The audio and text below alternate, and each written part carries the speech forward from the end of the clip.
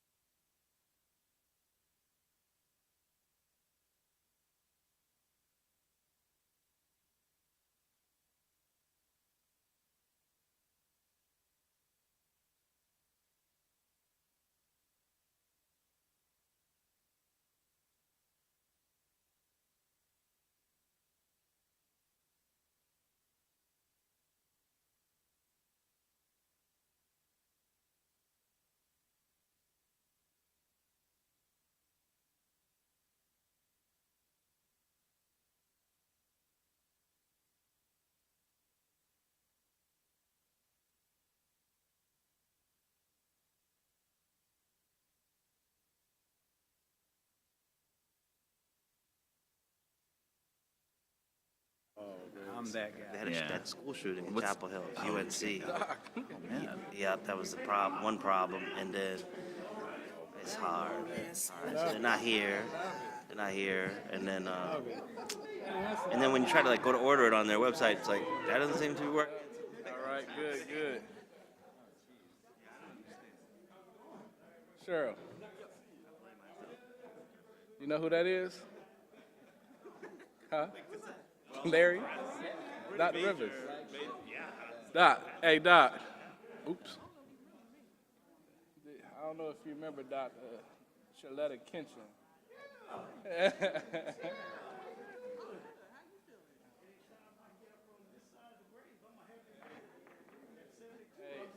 He making us feel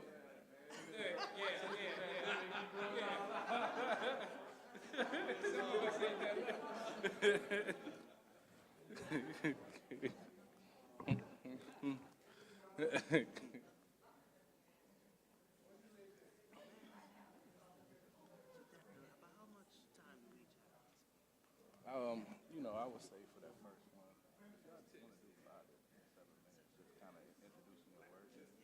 That'd be great. We got 3 or 4 questions. We only have an hour. I do want to give them a chance. But yeah, I think the most important thing is for you all to say this is the work that I'm doing. Put it out there.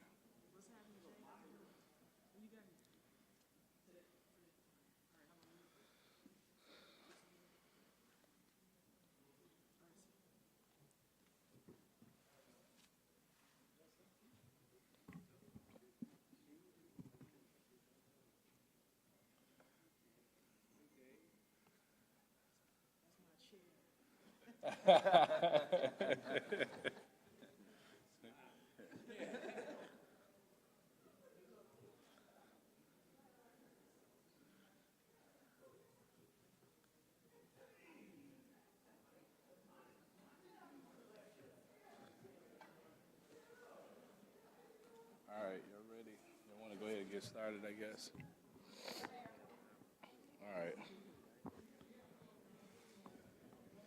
All right, we're going to go ahead and get started. Good afternoon. All right, I see you. All right.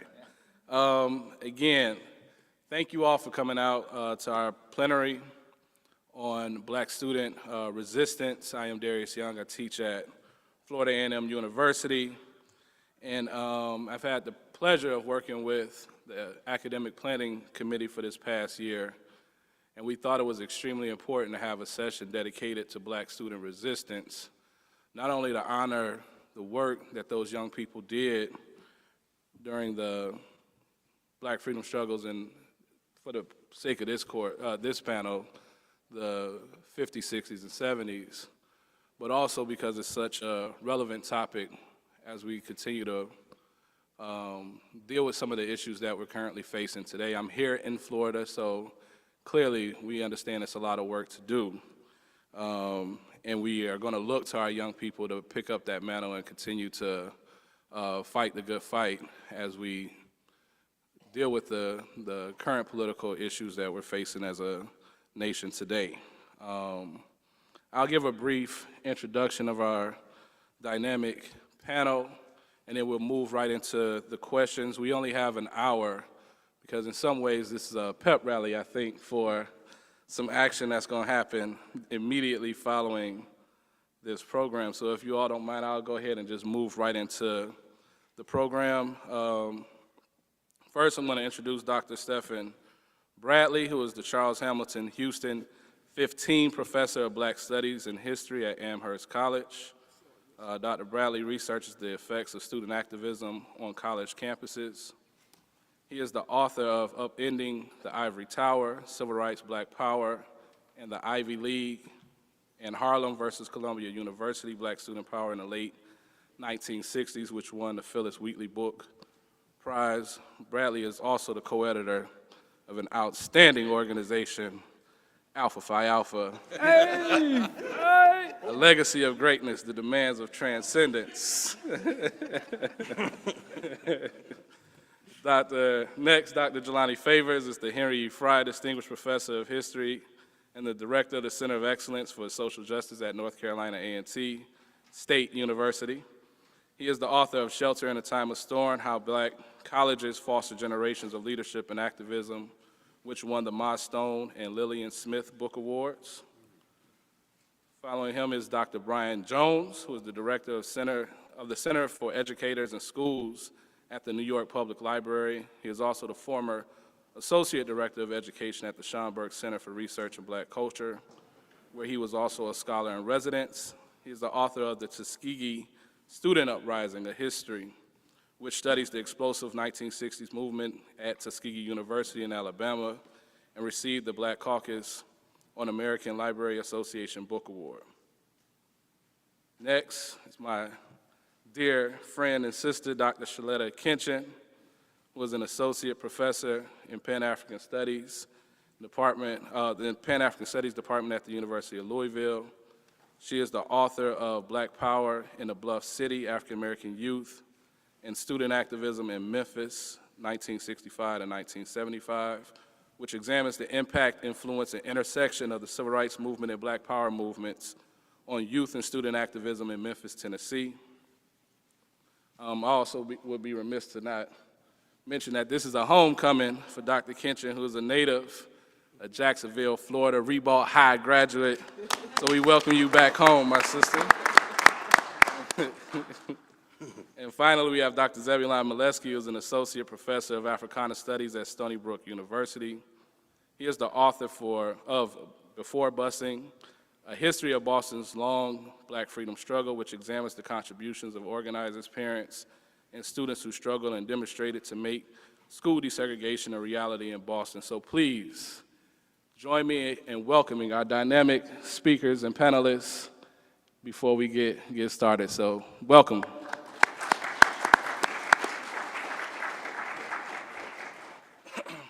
I really just want to get started with you all telling us a little bit about your work, and in particular how you came to your topics and the research that you did in your respective projects. So I guess we could just go down the line. We could start with you, Dr. Jones. Hello, everyone. Thank you so much for coming to this session. Thank you for moderating. Thank you, my brilliant fellow panelists.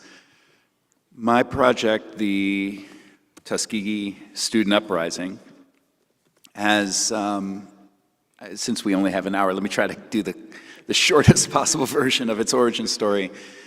I have personal connections to Tuskegee. My father went there, and I discovered late in the process of making this book a connection on my mother's side that I'll save for later. But it actually begins for me in Harlem as a, can you hear me okay, or is there a lot of echo? Yes, very.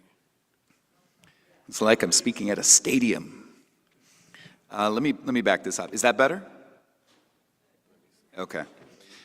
I was an elementary school teacher for many years in Harlem.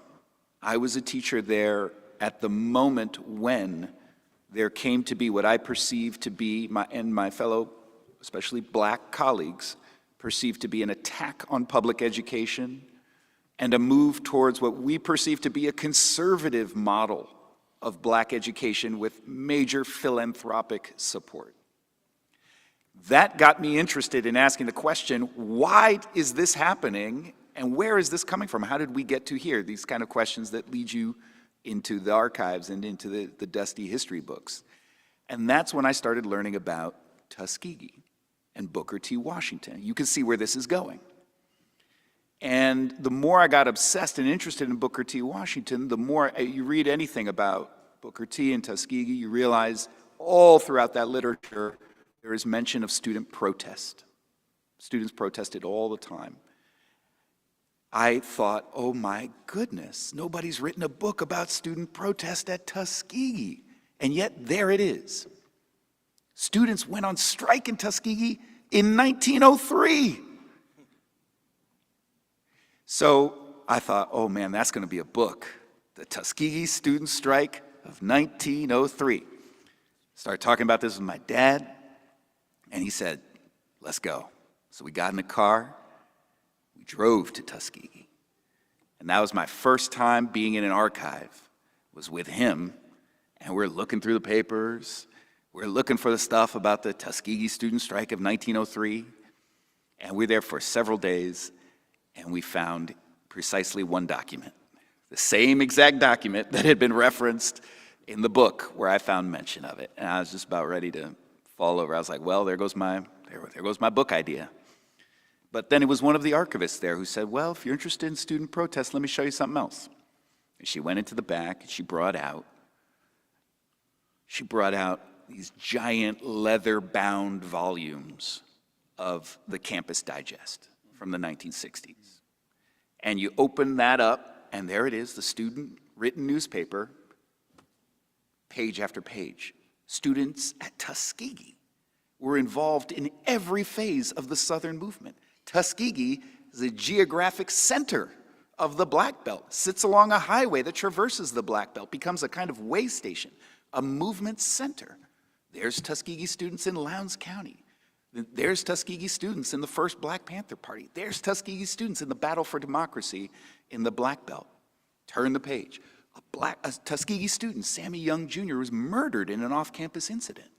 And his murder, James Foreman, wrote a whole book about it. It was one of those things where you start going down the rabbit hole and getting interested in a topic, and you see it everywhere. Everywhere you go, suddenly, it was the Tuskegee student uprising. I just saw it everywhere I went. And then, I'm trying to go back and look at this literature, and of course, the first book I pull off my shelf, I hadn't looked at it in a while, but it's a classic book by Kwame Ture and Charles Hamilton called Black Power. In the midst of the Black Power movement, they wrote a book to define what they meant by Black Power. There's a whole chapter about Tuskegee in that book. And so the picture that emerged was this movement that was really not mentioned that much in the literature of the Black Power movement, as far as I could see, yet seemed to have its tentacles everywhere. And the interesting thing to me about it, excuse me, I interviewed 21 former Tuskegee community members, 15 of whom were former students. And the interesting thing is that it's clear in all of the interviews what a cherished institution this was. Even the protesters, even the radicals, one young man, excuse me, Michael Wright, they tried to kick him out of that school 3 times. And he said, I called him up on the phone, got him on the phone to do an interview. He said, Brian, where are you? I said, I'm at Tuskegee right now. He said, Brian, you're on hallowed ground. This sense of communitas, the sense of solidarity and cherishing of this institution was interesting to me, especially on the part of students who had fought it to try to change it. And I think this became the challenge for me, is how do I write a book about an institution that people hold so dear and yet let them hear the voices of even its sharpest student critics? I believe that even though that is a difficult conversation to have sometimes, it's hard to hear your critics, that those students, going all the way back to 1903, consistently were at the forefront of democracy, fighting for democracy in the United States, of democratizing and expanding the curriculum, and fighting to defend and improve our historically black colleges and education and universities. They made Tuskegee better. They made Tuskegee better. And it can be hard to listen to their voices sometimes, but that's what this book is the voices of the Tuskegee student protesters, and I think it's a voice at this moment in all of higher education that we need to hear. Thank you.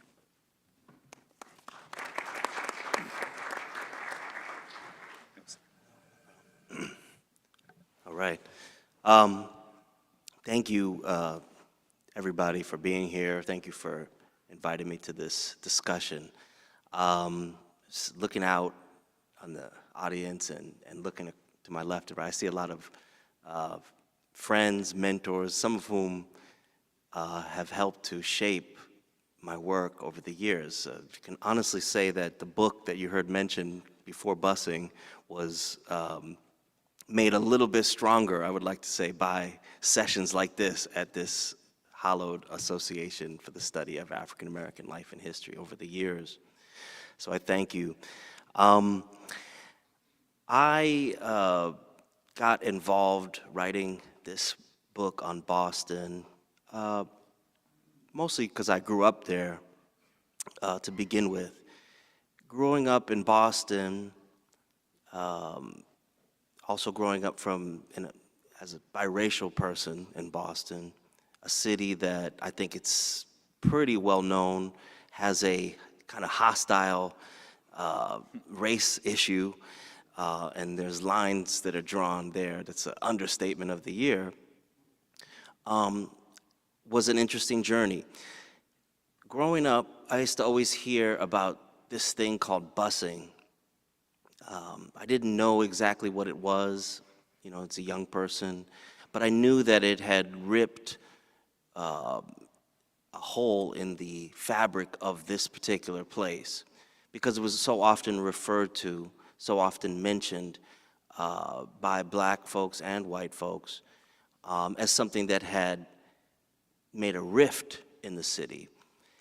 And I don't think it's any secret that Boston today is considered, it's often said, let's just be honest, that Boston has a problem with race, talked about as oftentimes as a racist city. I don't want to repeat the myth of the most racist city because there's a lot of American cities competing for that title.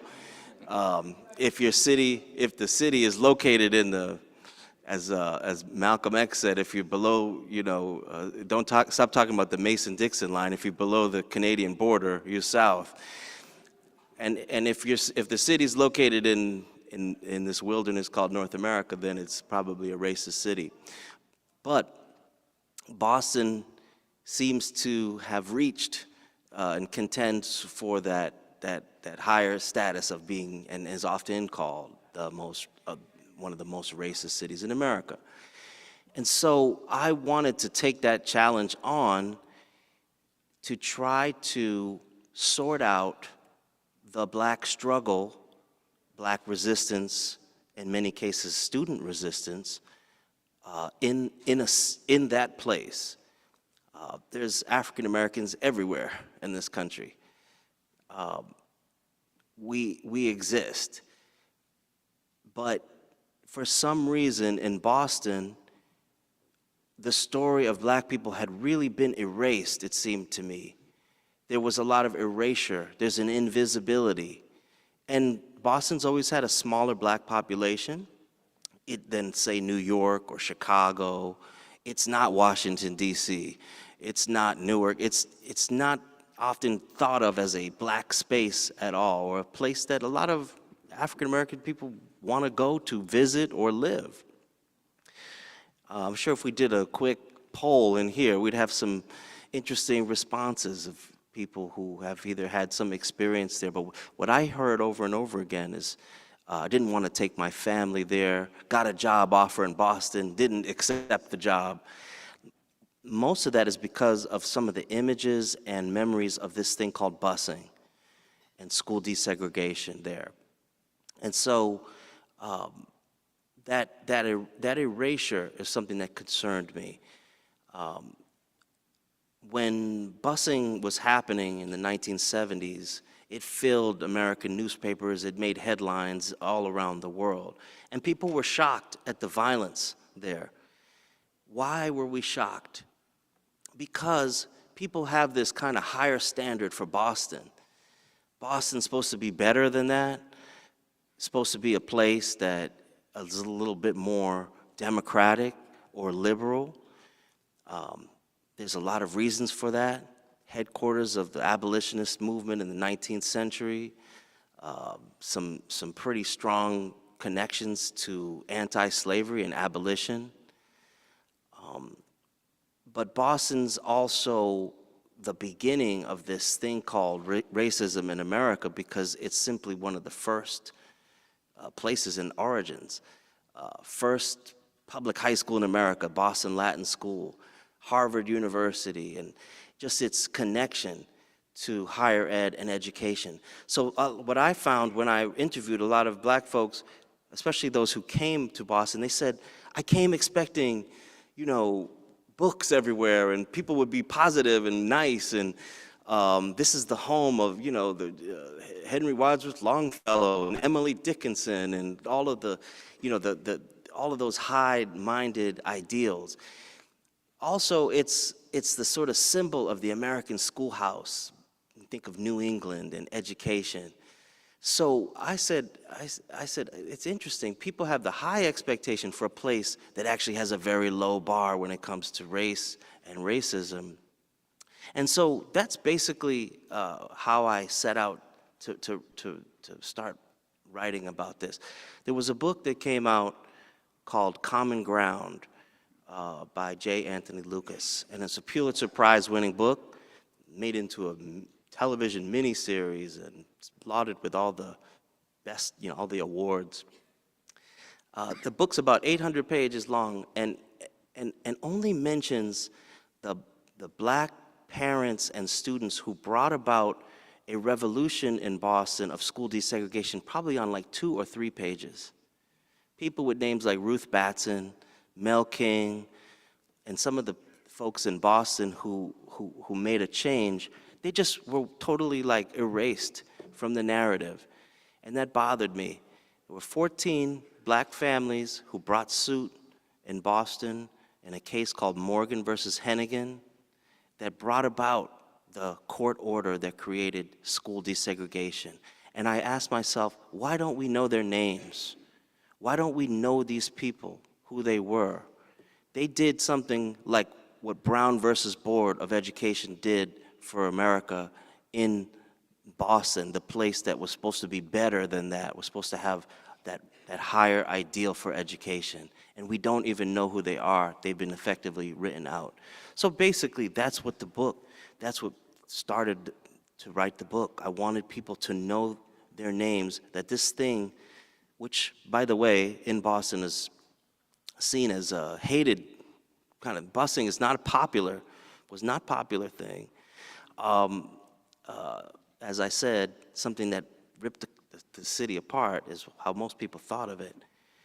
But I wanted people to know that the thing that made Boston a more democratic city, a less racist city, and had challenged some of the highest levels of power in that city, strings of power that were held mainly by Irish American and Bostonians, was brought about by families looking for the most, in the most humble way, simply seeking that thing that has sparked probably most of us, because that's why we're here, is education. What can you do in life without education? And that was the thing that was being denied. Last thing, I read a book in graduate school called How the Irish Became White by Noel Ignatieff. That that title alone, it turned something about how the Irish became white. In Boston, Irish is white, you know, it is. But then I started to understand something here. These people who had been written about in newspapers, depicted in cartoons of nativist newspapers, especially with ape-like features. I'm talking about the Irish, anti-Catholic sentiment. They themselves were all too close to the black experience, more than they were willing to admit or recognize. And I talk about that a lot in the book as why things exploded the way they did in Boston. And so we deserve a chance to know what our people went through in order to create equality. And look at Boston today. It's a more open city. Black man or woman can buy a home in any neighborhood in Boston. Charlestown, South Boston, West Roxbury. That was not the case when I was growing up. And so they helped make Boston a better city. Thank you.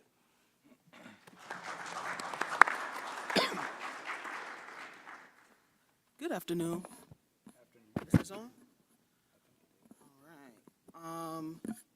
I am excited to be here in my hometown. I would be remiss if I did not give a shout out and say Duval. All right, if you know, you know.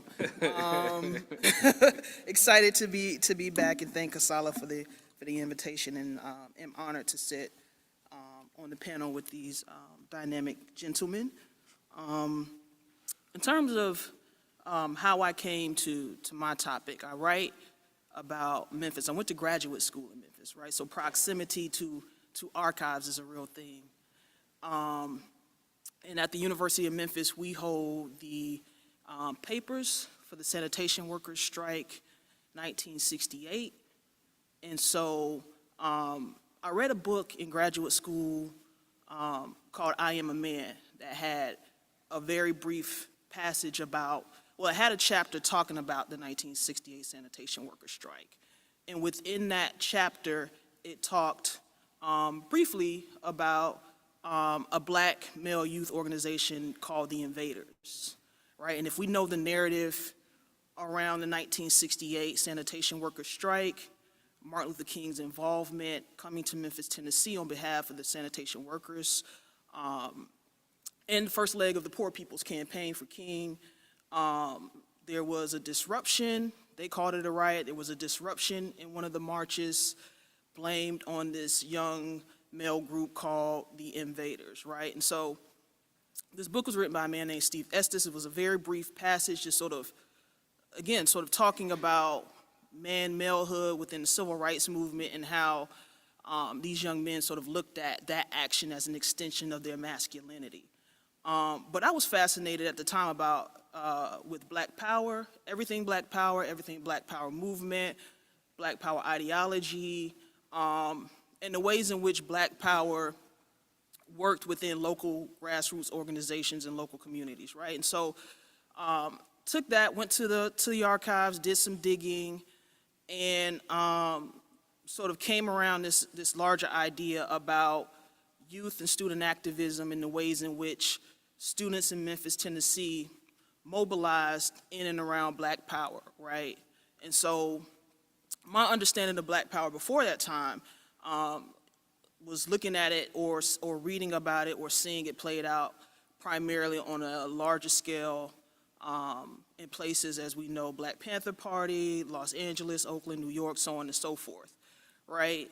And so if we understand sort of the narrative of Memphis, Tennessee, the southern town, large Black population, NAACP town for the most part, and so it was just curious to me just to sort of see the ways in which this ideology, which I had and which historians up until that point sort of had associated with these larger pockets, these larger regions, these larger areas, how it operated within this southern town that was known for its civil rights activity. And so that sort of was my starting point in terms of how I got into, and I'm sort of looking at the time, I want to be able to get to everyone, but that's sort of how I began to sort of look and focus into my subject. In that, sort of taking the invaders as a starting point or as a pivot point throughout my study, I was able to look at campus activism too as well, right? So University of Memphis used to be Memphis State, was named Memphis State University. And so I got to looking in the student newspapers and seeing certain locus of activity in and around the Black Student Union, Black Student Association. Dr. David Acey is here, his wife is here, who is very central to my study.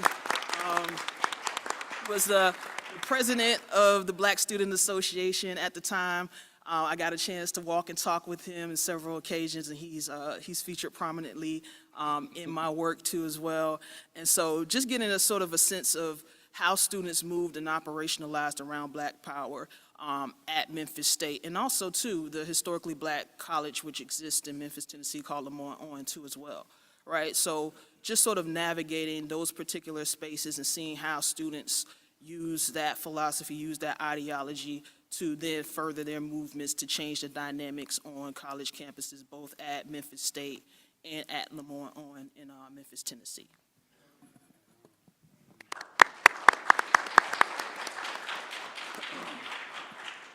Check 1, 2, is my mic on? Look here, I have to be forthright with you all. We're supposed to be family. I didn't want to come here. I'm being serious. My father is from Jacksonville, Florida, and I told him that I was coming out here and that I wanted to bring him out here. He said, I'm not going to Jacksonville. So when I tell you I didn't want to come to Jacksonville, I mean it seriously. I didn't want to come.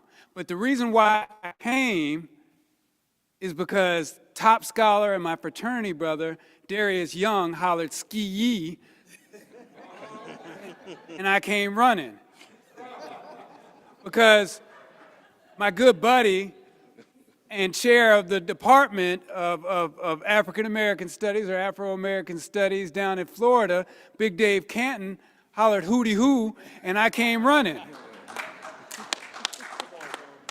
Look, so with my funky attitude, I got on the plane and come here.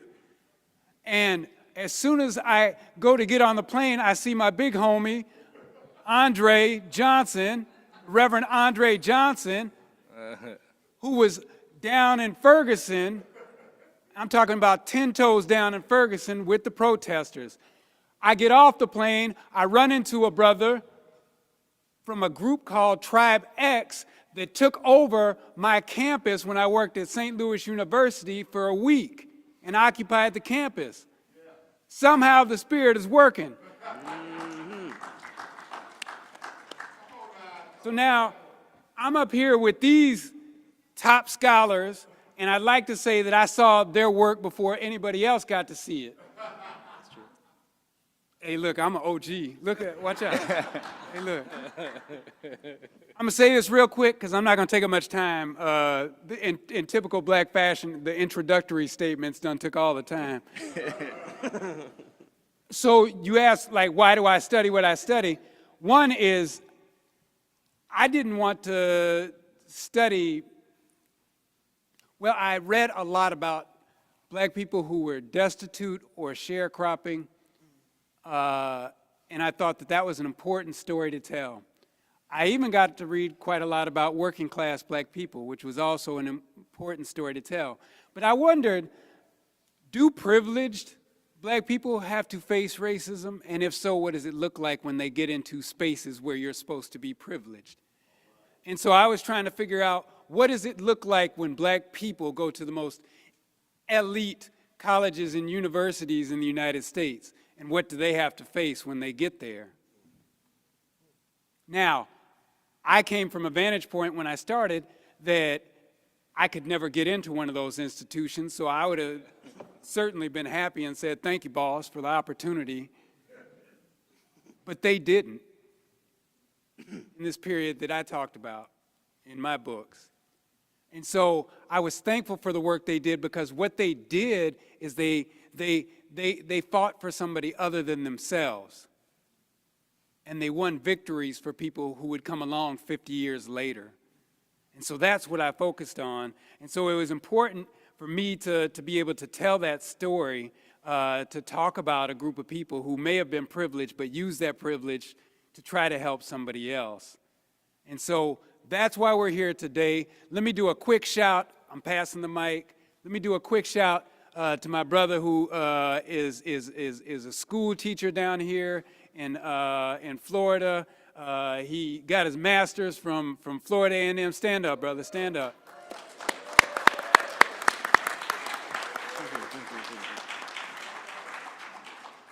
That's the reason why we're down here, and so we need to support this brother. I'm gonna pass the mic to my big homie and my good friend, the doctor.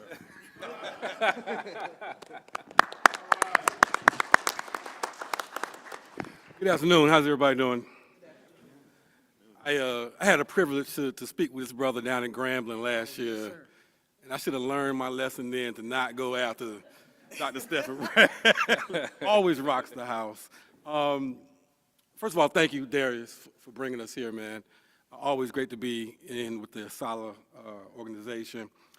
There's several arguments that run through my book, Shelter in the Time of Storm, how black colleges foster generations of leadership and activism. But one of the central arguments and theses that arises within that book is that black spaces matter. I'll say that again, black spaces matter, right? And I think it's appropriate that we're having this conversation at Asalh because as the association, as the older folks love to call it, the OGs, because nobody understood that better than Carter G. Woodson, right? Carter G. Woodson understood that if we're going to disseminate African-American history, if we're going to disseminate a counter-narrative to white supremacy, that black teachers mattered. Right? That black educators mattered, and that black colleges absolutely mattered. So I'm a graduate of North Carolina A&T State University, Aggie Pride. Aggie Pride! Oh. Look, y'all rattlers thought y'all was deep up in here, huh? Oh yeah, oh, we brought some Aggies with us. Shout out to the Aggies. And the A&T, we talk about student activism a lot. Of course, on February 1st, 1960, 4 freshman students launched a revolution. So when I went to grad school at Ohio State University, I got there thinking that everything that I needed to know about black student activism I already knew. But one of my advisors clearly and quickly dismissed that idea and said, no, there's so much meat on this bone that you need to go back and revisit this. You need to study this, and perhaps in here you can find a dissertation worthy of matriculating and finishing with your PhD. And so I took a class called The History of Black Education. And in that class, we came across a book by an esteemed scholar, Dr. William Watkins. And the name of the book was The White Architects of Black Education. And you know, the book was extremely compelling, but one of the things that really disturbed me is that it subscribed to this idea and notion that black spaces had always been extremely conservative. That black spaces had always, in some ways, thrown a wet blanket over the ideas of radicalism, and that it encouraged young black people to conform to the society. But that really bothered me as a young scholar, because I began to ask the question, and I was so glad to see them in the audience and to see them here today. That didn't really answer the question of how do we get someone like a Cortland Cox?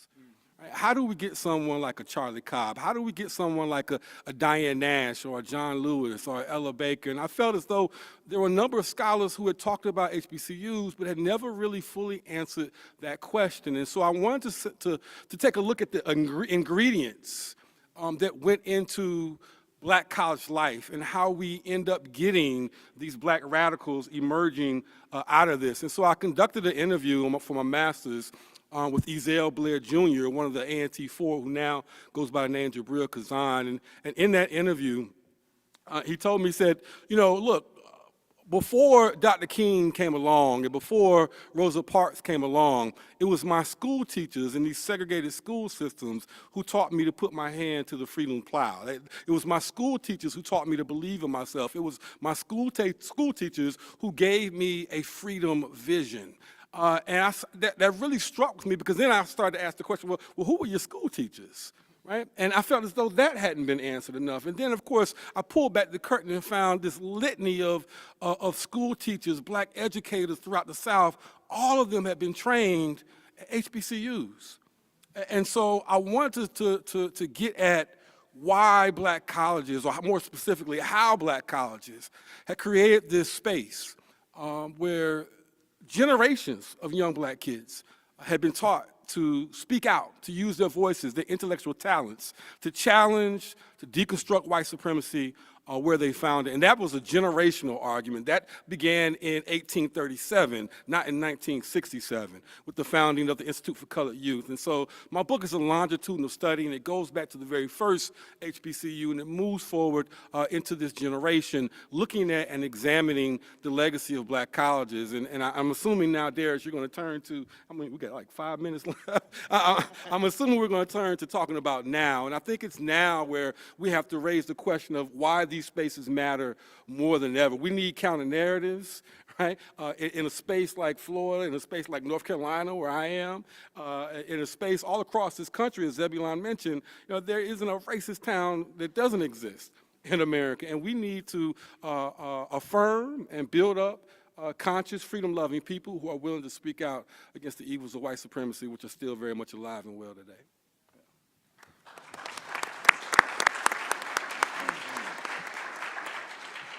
Thank you all. Again, you all know how inspired I am by all of your work. I encourage everyone to engage with them after the panel and to definitely purchase their books. I think a few may have brought them with them. And as a historian, as an academic, I have a bunch of questions to gauge your scholarship, but I also recognize that folks came to Asalh also for action. And I think as writers, as authors, as scholars, as educators, we want our work not to just live in the academy, but for it to be some sort of practical, some real action that comes about. And folks have real questions, especially young people. Steph, I heard you talk many times about when you were at St. Louis and Mike Brown and Ferguson. And I could tell you when at FAMU, after Trayvon was murdered, we started a civil rights course. Adam McNeil was in that initial class. And we had a classroom filled with dream defenders, that students were taking these classes to learn from the past in order to grapple with the current issues that they were facing and how to really turn their academic training into action. So if you all can kind of talk about your research, but also your influence as an educator and how you're working with young people to use the lessons from the past so that they can grapple with the issues that we're currently facing. Thank you. I'll start, and I think that's a great segue into new news that's being delivered at North Carolina A&T State University today. We just launched the Center of Excellence for Social Justice, and I encourage you to, yeah, absolutely. I'm proud to say that I'm the founding director for that. The press release just came out today, so please look it up, donate. A&T is still in the fight. And so one of the things that we are doing are assembling a whole host of programs and opportunities for our students to remain engaged in these issues. We're recruiting research fellows to our institution to study the movement, to learn from their elders, and then to launch their own movements. Again, giving them the intellectual tools. And again, that's what HBCUs have always done. And so, we are still very much involved in that fight. Our program agenda is wide, is deep. We are having a scholar activist in residence. We're hoping that scholar activist professors in residence is going to be Dr. Daniel Black at Clark Atlanta University, an esteemed scholar who has always been the front lines. We have an economic justice plank. We are partnering with a community activist to build in a program called Building Bridges Initiatives, where we're listening to the community and then finding out how we can use the intellectual resources and tools of North Carolina A&T to help address it. So that fight still continues. And again, this is what HBCUs have always thrived and done well in, and so we're excited to continue to be engaged in that work. I'll take a moment for a point of pride. Every institution that I worked at, students have mobilized to issue demands to the institution for resources that would go on to help students down the road. Now, because I'm on camera, I could never say that I told them what to do or advise them in any kind of way along those lines, Darius Young. But what I could say is that I was very clear about teaching them about groups of people, young people, who were willing to sacrifice it all. So somebody said Sammy Young. Somebody mentioned so many of these other people. It's important to me that these young people know both formally and informally about situations that were not different from them growing up. So the idea that down here in Florida, young people have to figure out how to educate themselves, that's not new. That's how we got Black Studies. What you thought all the liberal white administrators at Harvard got together and said, you know what we need?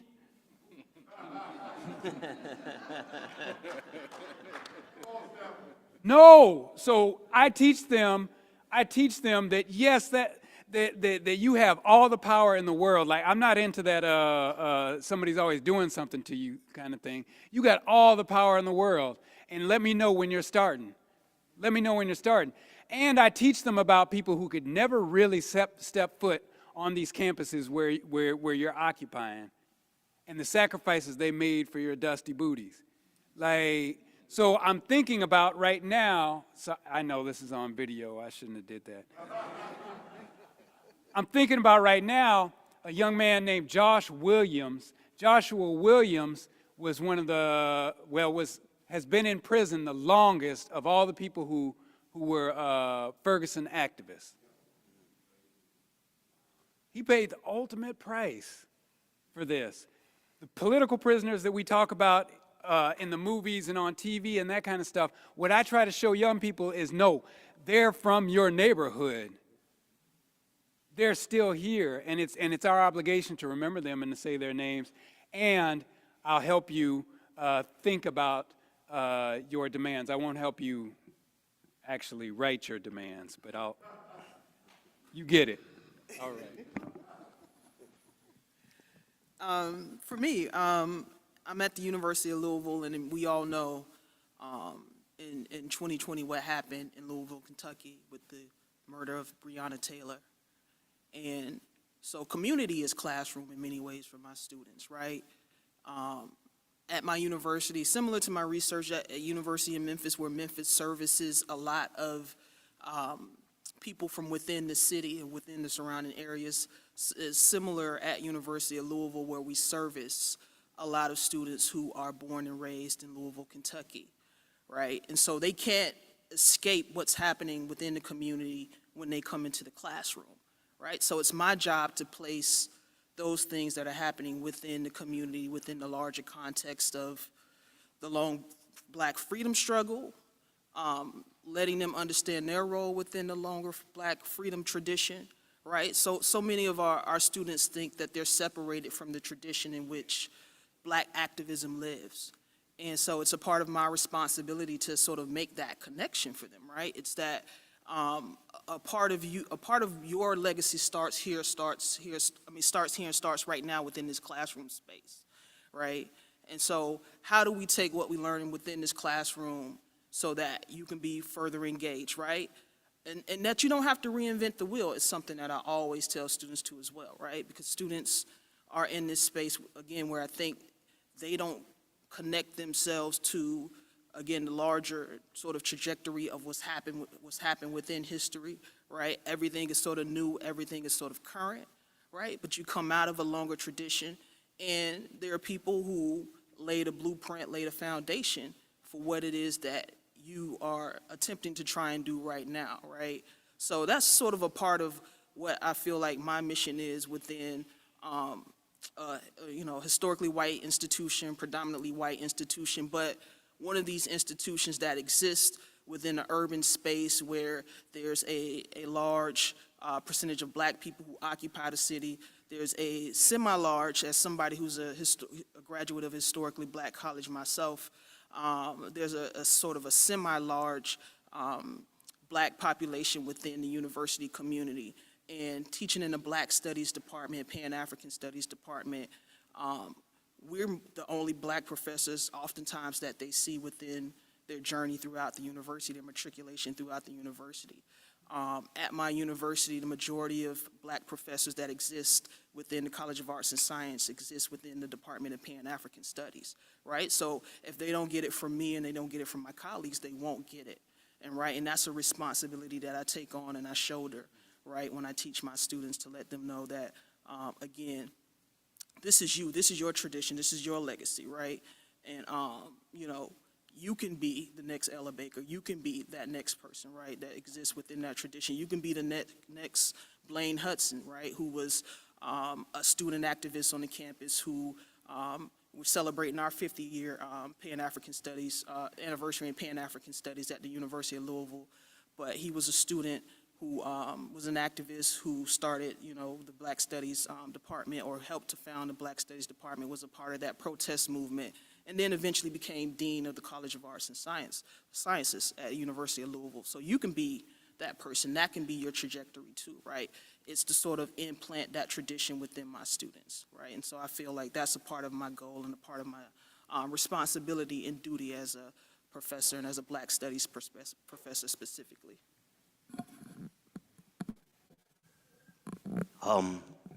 2024 is going to mark the 50th, I don't know if you could use the word anniversary, but because an anniversary of something hateful and terrible is no anniversary, but commemoration of busing and school desegregation. And I can already feel, you can see people are gearing up to revisit this time period. But how are we going to revisit it is my question. Now with white supremacy back on the rise, I don't think it ever really left, but on the rise, it's real easy for people to point the finger to places like Florida or southern spaces. But Boston's just up south. You know what I mean? It's all that hypocrisy and contradictions about that people pat themselves on the back in the northern spaces that, we don't have those problems. We're Boston, not Birmingham. This is Massachusetts, not Mississippi. In this current moment, we've seen the rise of Proud Boy-like-esque activities in Boston, and in everywhere, right? And so I think it's, what I'm kind of engaged in right now is trying to remind people about that, not to forget that some of the roots of that so-called thing of white supremacy don't lie in the South. In fact, my research shows that their roots are actually up north. There's this case, Boston versus Roberts versus Boston, 1849. And without going into all the details, it was a little black girl who had to pass 5 white schools to get to the one school that allowed black children to go there. So her father sued the city of Boston. But they didn't win their case, they actually lost. The court said Boston had the right to segregate schools. About 40 some odd years later, in a case called Plessy versus Ferguson, Homer Plessy, who brought his case to the Supreme Court, in denying him his case, they cited not a case in Mississippi or South Carolina, but this case in Boston, Massachusetts, Roberts versus Boston. It's cited in Plessy versus Ferguson as the model for separate but equal. So we have to reorientate and change our whole thinking about where these things come from. And today, now I live in New York, teach at Stony Brook University. I mentioned I was biracial. The other half is Jewish. So being black and Jewish in New York these days is very interesting, to say the least. But, you know, a lot of you all know me. You know, I really am passionate about seeing my brothers and sisters rise and succeed. Even if I have to take a step back, which I often do, to keep pushing and demand a respect for blackness. That's something that's just incredibly important to me. I will not allow anybody in my classes or anything that I'm part of to disparage or put down or continue to just look down upon something that has saved this country from itself. It's black people who've helped America realize its own stated ideals. All men are created equal. That's nobody told you to say that. That was your thing, you know, right? And so, but once said, once you did say it, somebody ought to help you to realize it. And so, in my humble opinion, we ought to be going out and shaking hands of every black person you could possibly find and saying, thank you for making this country actually live up to what we said it was supposed to be about.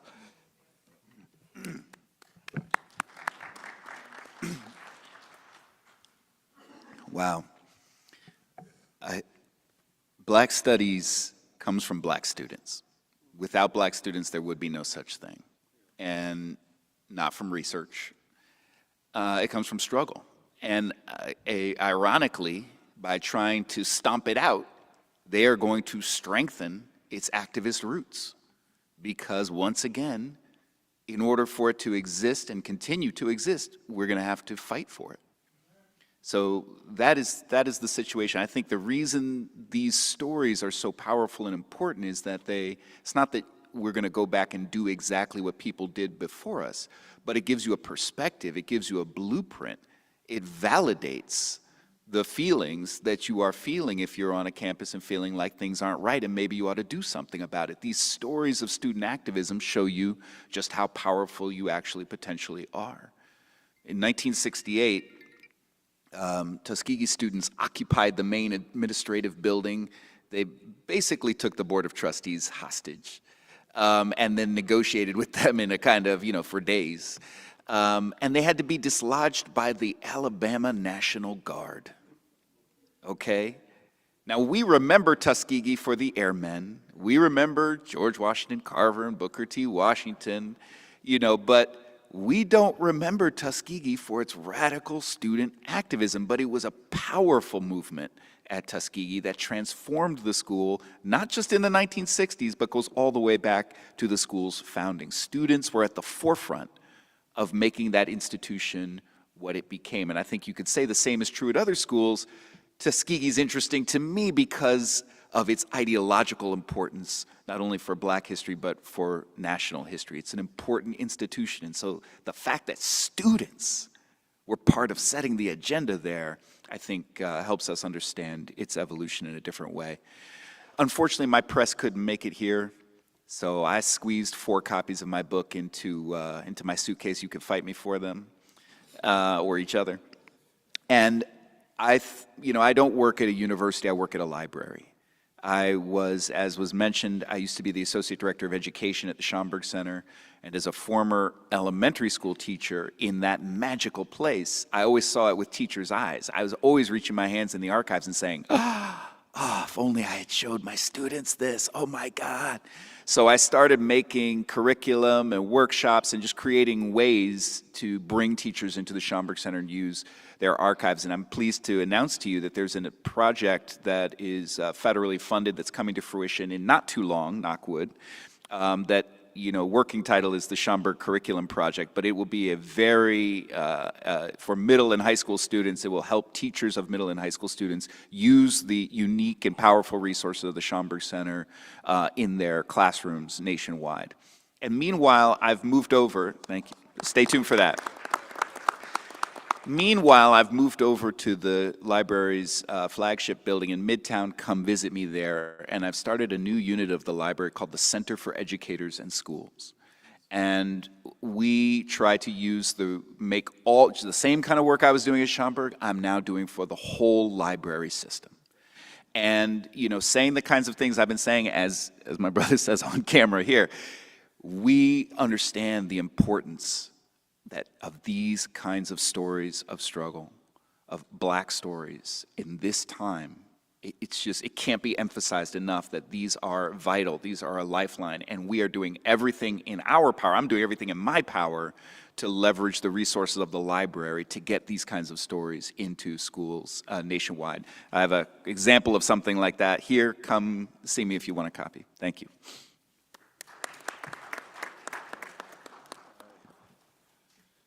I hate to do this. We were just, I think, really getting started. And again, I do want to take a moment to really thank everyone. And it's not lost on me, people using their own funds, whether it's personal or institutional, to come to Florida, especially with everything going on with our governor and the guy that's running to be y'all's president. So, that's not lost on me. And so I sincerely thank you all for making that sacrifice and coming down here, because people are looking for answers. And, we could see what happened just a few weeks ago here in Jacksonville. It's important that we continue to show up and support the communities despite some of the forces that are constantly working against us. So thank you for coming out. And again, please join me in thanking the panelists.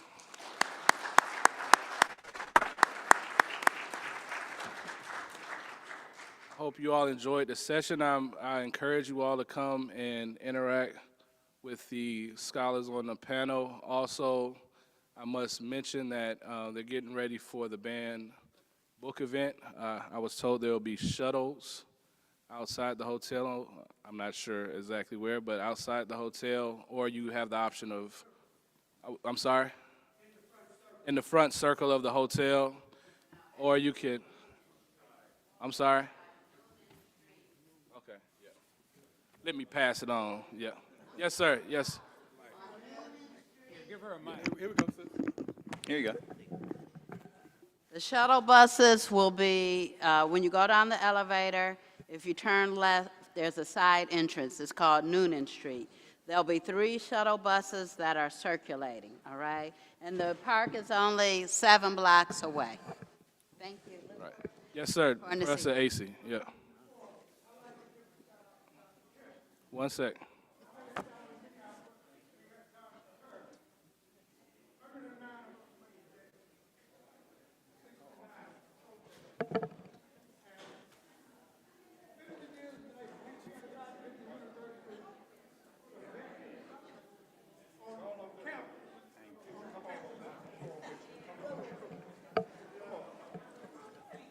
The stairs are. There you go, right here.